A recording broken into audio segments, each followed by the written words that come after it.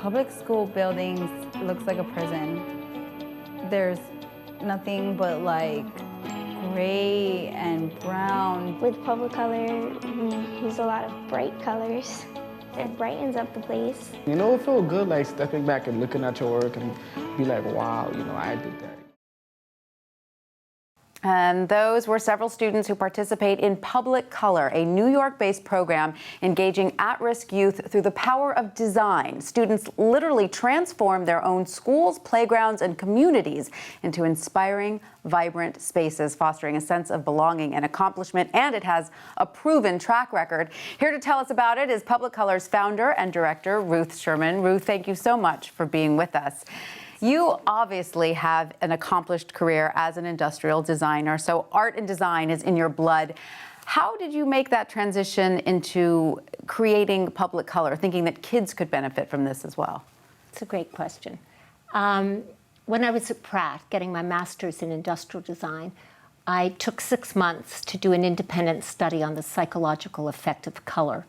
And I saw that color has huge power to affect our moods. And I also, in my research, discovered that if you change environments, you change attitudes and behavior.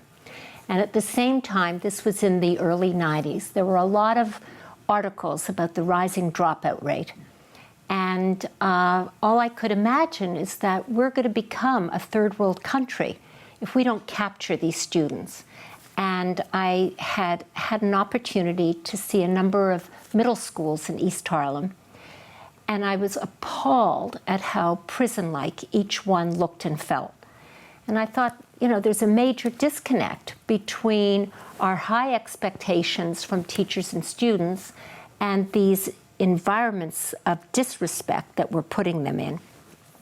And that's when the light bulb went on. I thought if I put a paintbrush in the hands of disaffected students, the ones who are putting graffiti on the walls, the ones who are truant, the ones who are in the principal's office all the time for behavioral issues.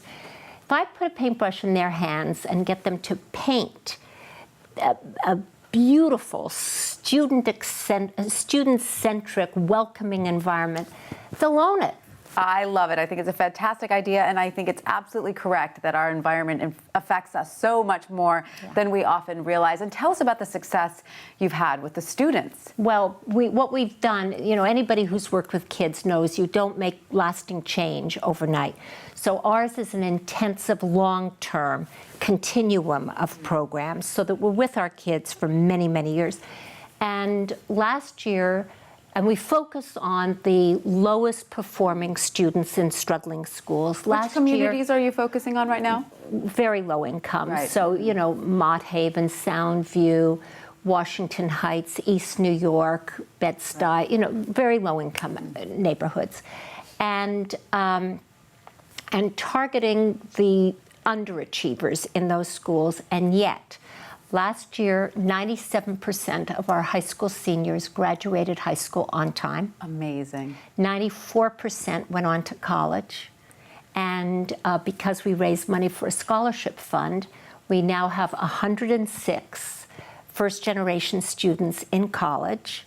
And we have a 92% retention rate. Oh, that's incredible. Congratulations. Can you tell us a little bit about the personal stories, the testimonials that some of these students have shared with you? Oh my God, there are so many. But, you know, one that easily comes to mind is a young man who came here from Guinea, who spoke no English. And fortunately, I grew up in Montreal, so I speak French. So I could talk with him on site. And he ultimately became our MVP, our most valuable painter.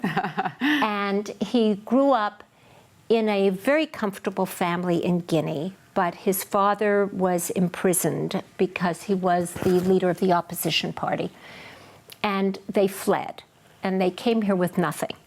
And he was living in a very dangerous part of Brooklyn.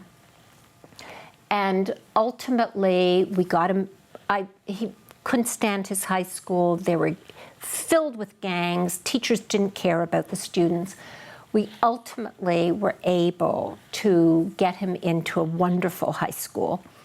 And ultimately, he went on to college, and now he's got a fabulous job at Estee Lauder. Oh, fantastic. And his dream is to start a university in Guinea. Look at that, paying it back. Ruth, Yeah. thank you so much. Thanks for all the work that you're doing. Great work pleasure. indeed. Thank you for that.